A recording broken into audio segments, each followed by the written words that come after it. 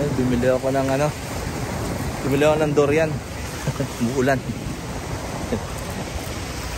Kainin natin mamaya, pero sa labas ko kakainin. Kasi baka mangamoy sa bahay. Hindi ko makain sila misis nun, tsaka yung anak ko ng durian. May pakita ko sa inyo.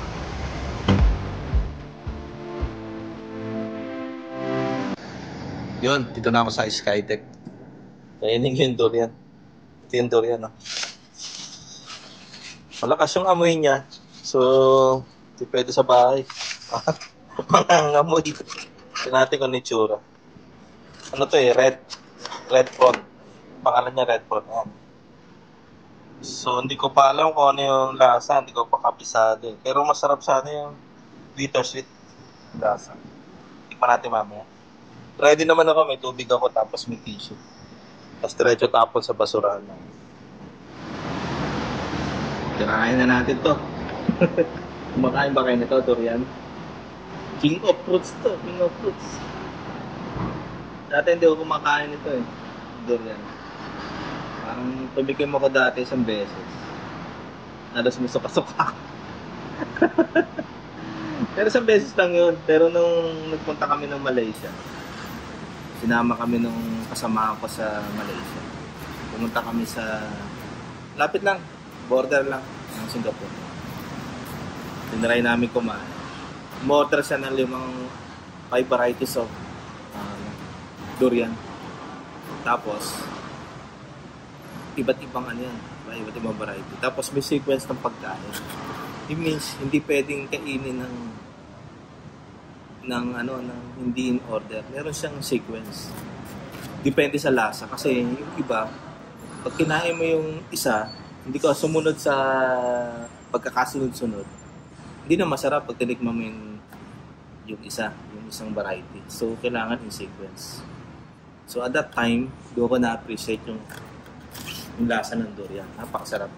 Ewan ko. Tapos, after nun, na-addict na ako. Every time na umuwi ako, napapadaan ako sa market. Palagi ako bumibili ng durian. Mahal pa naman ito, mahal. Pero pag ganun sa Malaysia, mura siya. Mura sa Malaysia. Kaya dapat kung kakain kayo ng durian, tapos nandito kayo sa Singapore, try nyo sa Malaysia. So ito siya. Tikman natin kung anong lasa. Kasi iba-iba lasa nito eh. Minsan may bittersweet, sweet, mga ganun. Iba eh. Pag kinain mo, iba yung lasa eh. Masarap siya eh. Ewan ko. Sa akin masarap. Parang may ni-inject sa brain mo na, oh, sarap. Grabe. Sa amoy. Okay naman sa amoy. Ito matapang ang amoy na to. Yung iba hindi matapang. So sana bittersweet to. Kasi yung bittersweet ang masarap. Okay, yung variety nito isa, ano ba to? Red prawn. So try natin. So, kamayin na natin to. Kamayan lang to. Malaki yung buto niya. May iba't iba to. May buto na maliit lang. Manipis. Yun yung maraming meat. Ito, napansin ko, pag press ko, makapal eh. So, ibig sabihin, makapal ang buto. So, konti lang ang meat nito. May durian na maganda yung meat. Pero medyo nakakaumay din, nakakasulo. So, tikman natin yung unang try ha.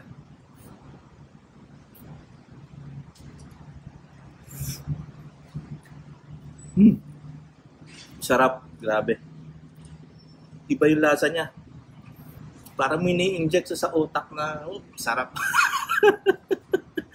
Lasang parang caramel na hindi maintindihan. Masarap, grabe. Tama pala yung binili ko. Pangalan nito, red prawn. Laki ng buto. Tingin ko mauubos ko to. Dati, tumikim lang ako dati sa parang isang kurot lang dati. Parang ganun lang, tingnan ko. Hindi ko nagustuhan. Pero di dapat ganun. Sabi nila, pagkakain ka daw nito, yung turo sa akin ng Malaysian kong kasama, yung isang buong buto, subo mo. Tapos pagdating doon sa bibig mo na, doon mo na i-analyze. Oh? Isipin mo nga ito, king of fruits to eh. Bakit naging king of fruits? Kasi nga masarap siya. Tsaka mahal. Tsaka ibang klase kung paano nila inaalagaan ng mga puno nito. Ibang pag-aalaga kasi nga mahal siya. So, kailangan habang nasa bibig mo, i-appreciate mo yung mga farmer kung paano nila kung paano nila inaalagaan yung mga puno. Masarap. Try nyo subukan.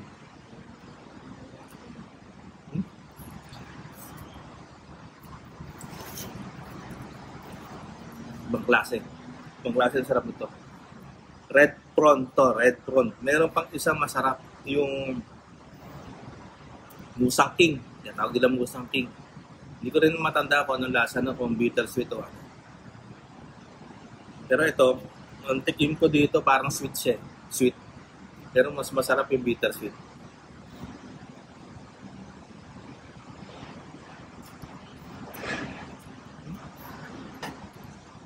Nakadalawa na ako.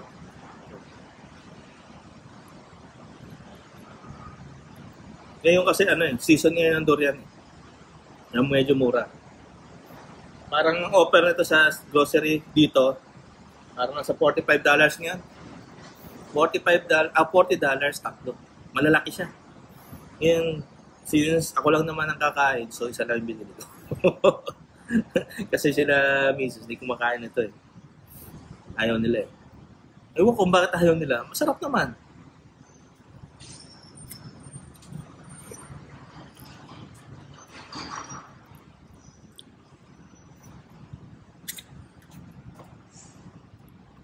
Tapos yung durian, hindi basta durian eh, okay na, iba-iba talaga. Depende sa variety. So kung may durian na yung may 5 star, ang tinatawag nila, yung balat niya, meron parang guhit na, 5 guhit, 5 star yun. Yung natikman ko yun sa Malaysia. Hindi ko lang matanda kung anong variety yun. Napakasarap nun. Pero mahal. Pero ito, considered na masarap na rin. Sarap ng lasa. So, red prawn. So, sa susunod, try natin yung may sarap silang Musang King saka Mo Shanwang ba yan? Mo Shanwang. So, yun yung mga variety dito eh. Yung masarap. Okay.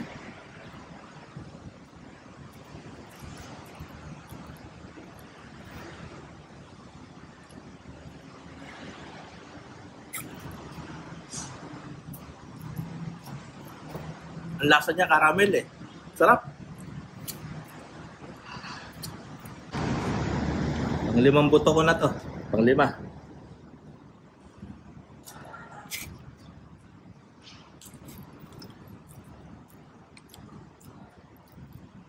Grabe.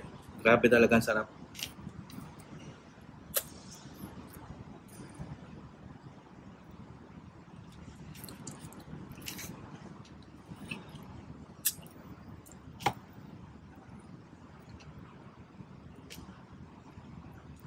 Yung tamis niya, hindi nakakasawa. Grabe. May ibang matamis na nakakasawa. Ito, hindi siya nakakasawa eh.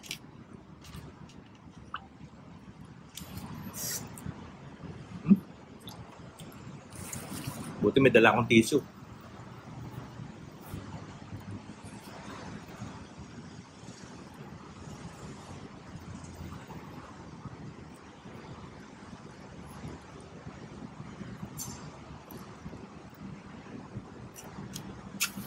Grabe. Pakasarap.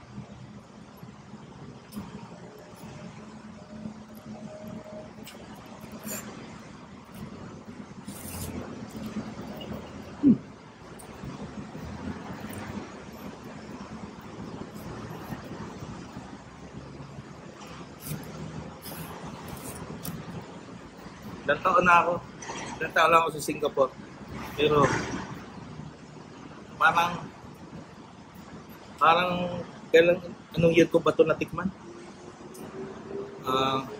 Parang 2 years ago lang o 1 year ago eh. Napakasarap pala nito. Sayang. Dati pinamimigay yung durian sa company. Minsan nagbibigay sila. Binibigay ko lang sa kasama ko eh.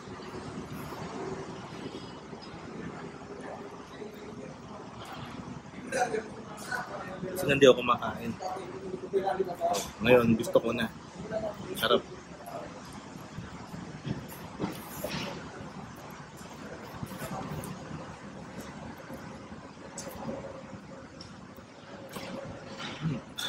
Grabe.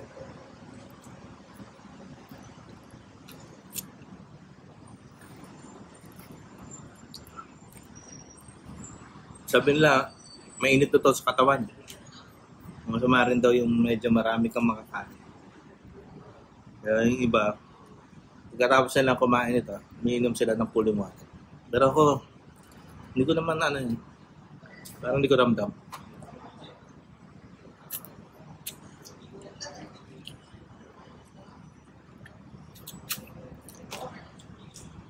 Ubus ko na.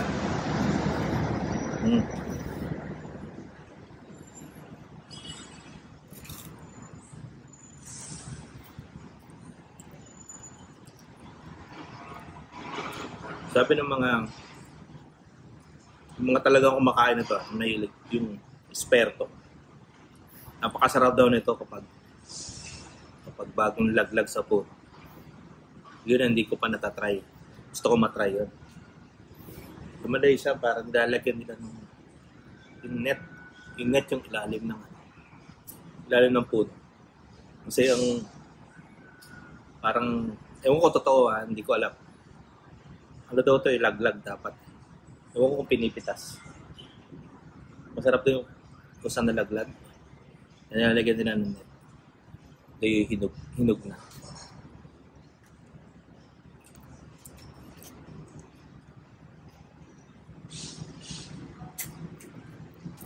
Yun daw masarap.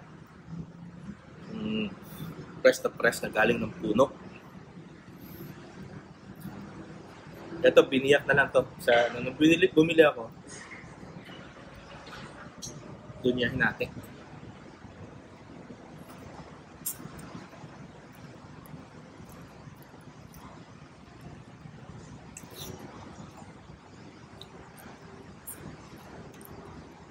Grabe. Nakakailan po doon ako. 2, 4, 6, 8, 10. Pang 11 to, hindi pa rin ako nagsasawa. Para siyang caramel. Minsan sa kulay rin. Yung kulay ng durian, doon mo makikita kung, ito masarap to. Ito medyo, medyo orange ang kulay. Pero yung isa niya medyo yellow, masarap din yun. Yung medyo may pagka-yellow ang kulay. Yun masarap. Makapal yung meat noon, maliit yung buto. Pero parang medyo nakakasawa. Yung bittersweet, yun ang sobrang sarap. Hindi rin nakakasawa yan. Ito sweet Parang caramel yung lasa.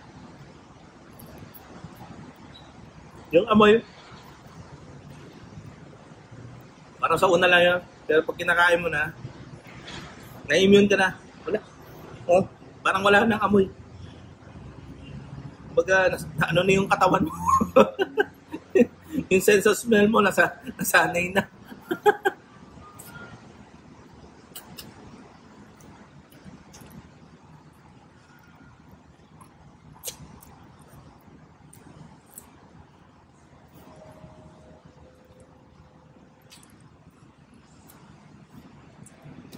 So, after mo kumain ito, gawang toothbrush, halika mo yung mahal mo sa buhay.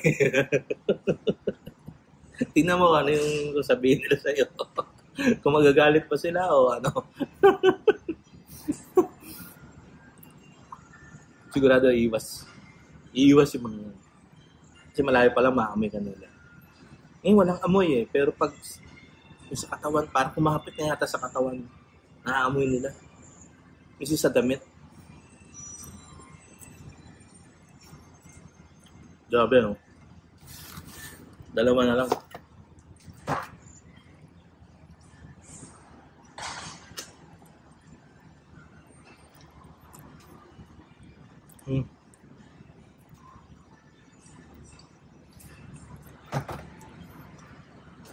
Sa Malaysia, nung pumunta kami, parang nasa, hindi ko matandaan kung 300 ringgit. 300 ringgit yata. 10 kg. Kaya ringgit 10 kg.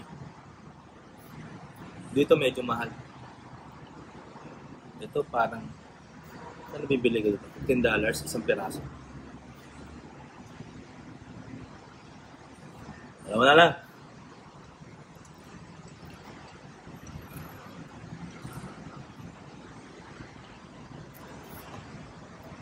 Dati bumili rin ako nito, 3 piraso. 3 box. 3 boxes of durian.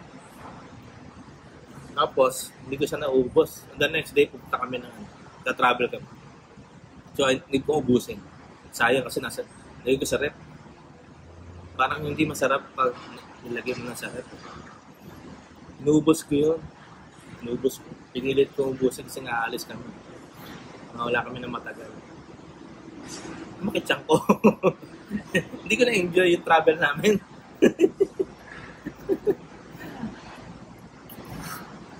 Kaya nabigla. Bigla yung tiyak pa. Yun, ibang variety rin yun. Pero parang mas masarap to. Mas masarap to. So tandaan nyo to, red prawn. Pag may bibili kayo, hanapin nyo red prawn. Ang lasa nito matamis. Lasang caramel.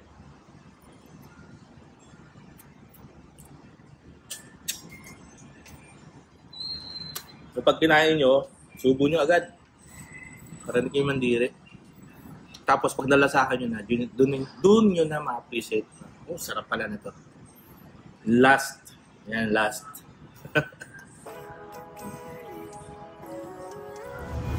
Yun, mula sa Skydeck, dito sa building na to, papaalam na ako. Hindi ako nakapagpaalam kanina, naubusan ako ng storage. O sige, hanggang sa muli. Bye-bye. Tsaka, huwag nyo kalimutan kumain din ng durian. Try nyo. Okay, bye-bye. I suffocate, better change my mindset, meditate. It's pretty cool that I'm alive and have better days. I could walk, see, hear, I should celebrate. Think I could change my mind, maybe elevate. Living life, every day